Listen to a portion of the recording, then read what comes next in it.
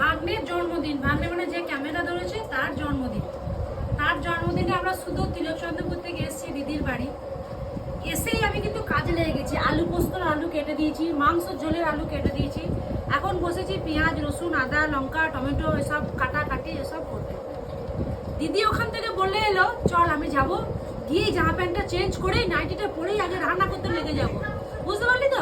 হ্যাঁ হ্যাঁ হ্যাঁ, তাই হবে তাই হবে। ও বাবা, কোথায় পাবেন? তার টিকিটটাও নাই। ও দিদি কোথায় দিদি? দিদি ঘরে ঘুমুচ্ছে এসি চালিয়ে, আর আমি এখানে সবজি কাটছি। এটা তো আমার দিদিকে আবার দেখেই যাই তো মুখটা। মা ওইদিকে কাজ করছে, বড় দিদি কাজ করছে, ছোট দিদি ভিতরে অ্যাশ করছে। আমরা শাশুড়ি বলে কাজ করতে এসেছি।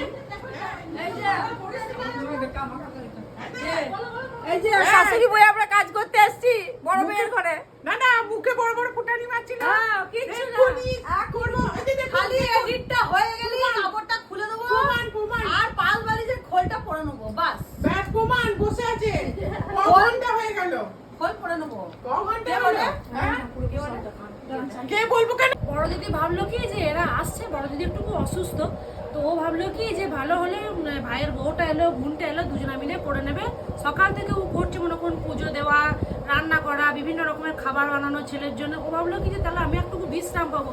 কোথায় পাবেন? যে বিশ্রাম নেবা সে নিচ্ছে, আর যারা কাজ করা তারা আমরা কাজ করছি।